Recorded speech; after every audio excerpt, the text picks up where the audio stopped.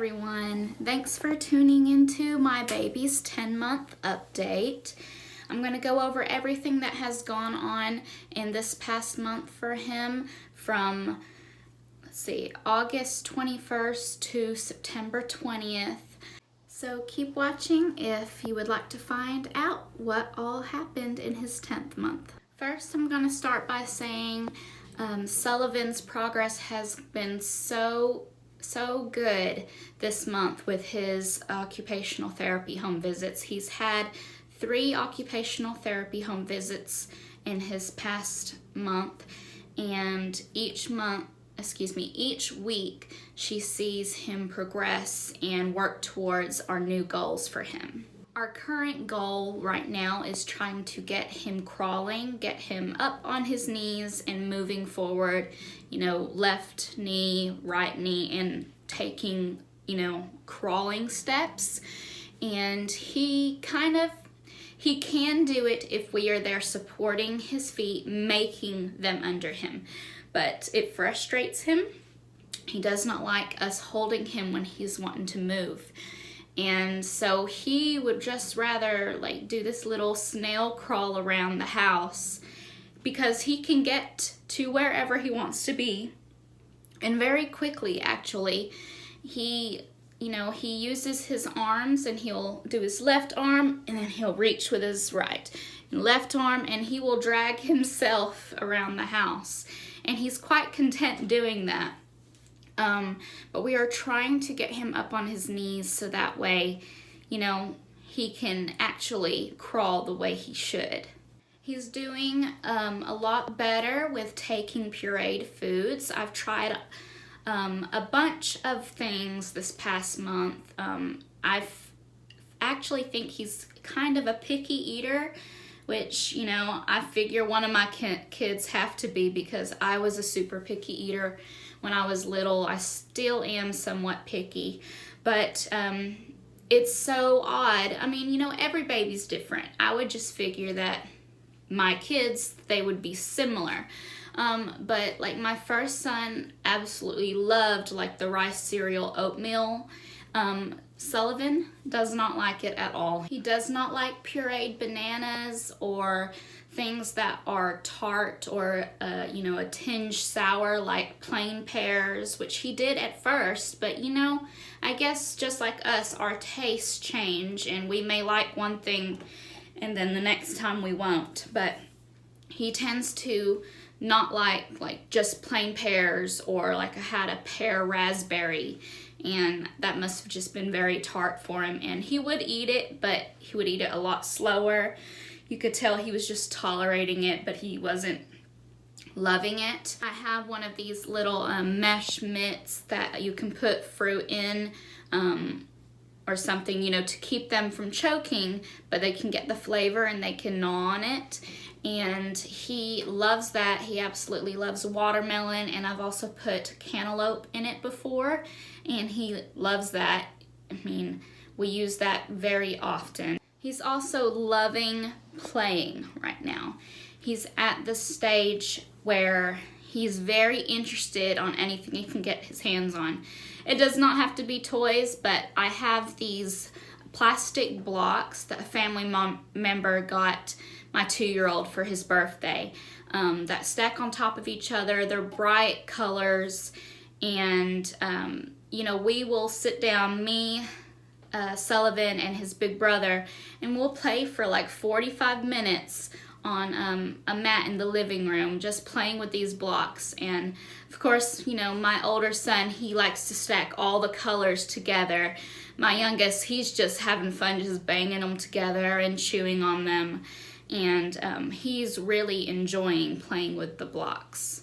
He's doing really well with sleeping. He sleeps through the night, which he has been for a little while now, but I feel like I can officially say it's not just a coincidence. He will go down to bed, I would say, between 7:30 and 8:30 usually, sometimes a little later, and he will sleep through till morning. I leave to go to work around 4:30 in the morning, and he's usually still asleep when I leave, and my husband says he might wake up around 5:30, and he wants a bottle, and then he goes back to sleep till about 7:30. Sometimes he sleeps straight through till after 7 for my husband, so that's good, and we are enjoying having that little rest because he does not take naps very often during the day. Sometimes he will take one and it might be an hour, and then the next 3 days he takes one and it's 15 minutes and then he's ready to go. Because even though he is more adventurous and he's crawling around if I have him on the floor, and he can entertain himself, he's still quite a mama's boy. He is not my loner child. My older child is definitely more independent right now. But Sully definitely wants to be where his family is. He wants to be in the room, and he absolutely adores his big brother.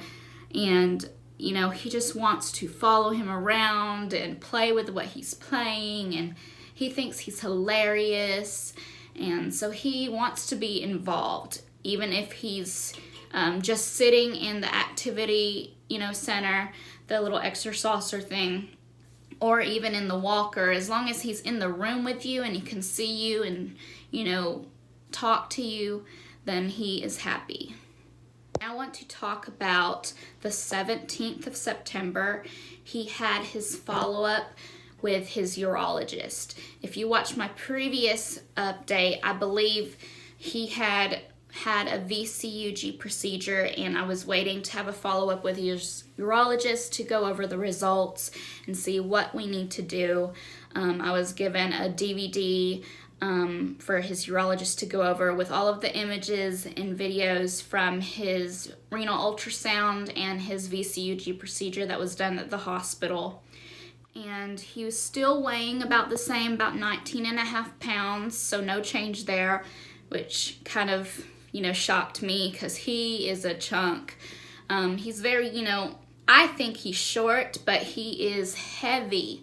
Like, he feels heavy, but he hadn't changed in weight. And at his urologist, apparently he went over the discs. They had also sent over results as well. He did an ultrasound while we were there to check, and he sees a lot of poop back up, which I've gone over this before, and he says, that because he's staying backed up, even though I'm giving him Miralax once a day and he is going to the restroom, it's just not clearing him out enough. He's just full of poo, and he feels like that just causes more strain on his internal organs. And so he wanted me to up his dosage a little bit and also try to give it to him twice a day, one in the morning, one in the evening, to try to keep his bowels, clear. Also wanted to put him back on his Bactrim. I forgot to mention, but he ran out of his Bactrim, and I called to see if they wanted to refill it. And the notes the nurse said was just for 6 weeks and then discontinue it. And so I did, and he was off of it for about a week before this appointment, and his urologist does want him to go back on it, and the dosage is upped from 1 ml to 1.5 ml based on his weight, and it's once daily, and we're still using that as a preventative to keep him from getting a UTI, hopefully, because he is still having the reflux. I believe I talked about this in my last video. On one side, it's more prominent than the other side. It's just a little trickle, but it is still there. And so that's why we were talking to his urologist about, what do we do? And he said, there's kind of 3 options. One is, he's okay where he's at right now. He's not getting a UTI, but he thinks that's because he is on the Bactrim. So we would stay on Bactrim, and then we would just, leave it as is and just, check on him every few months at a follow-up. And we could just do that and just leave it, which, he didn't recommend, and of course I don't want that either. And so he said there's two other options. There is a bigger option, which is having another big surgery, like the past 2 urinary tract surgeries where he has to detach the ureters, try to reimplant them a different way, and hope that, he doesn't have the reflux still. They were still in place and they look great from when he had his stent removal. They're still doing good, but he's still having reflux. That was an option. And the other option, he said, is what he recommended, and it's us have another surgery. It's not going to be as extensive. It's going to be a day surgery. He'll come in the morning, have it done, and in the evening or afternoon we will be leaving the hospital. He does have to go under anesthesia, and stop eating at a certain time, which I'm not worried about that because he is sleeping through the night now. He gets a little miserable in the morning when he does want a bottle, but, he's done this before. He pushes through. But it will be a day procedure, and I do not know all the medical terms for what he plans to do, but basically he plans on injecting, and I don't think he has to cut him open for this. I think he's going to go up through the groin. I think. I could be wrong, but he plans on injecting this, I don't want to call it a steroid, but he says it's kind of like what people fill in their wrinkles in with, like Botox. He says it will thicken up a muscle or part of the ureter, the base of it, and it will thicken it up without causing obstruction. And that way, when he does have reflux, because he will still continue to have reflux, it won't shoot up his ureter quite as much and go up into the kidneys because it'll be a little thicker and a little more sturdy, is basically what he explained to me. And he says he's done it before and multiple times and has had great, results and reports.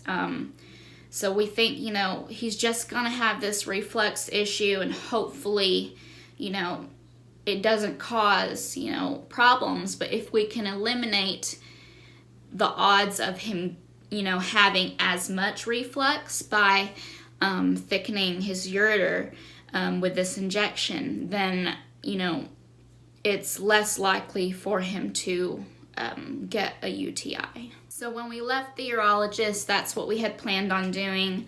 He said, that he was going to refill the prescription for his Bactrim for me to go pick up, and that in a few days his scheduler in his office would call me and contact me with the scheduling team at the hospital about booking the surgery.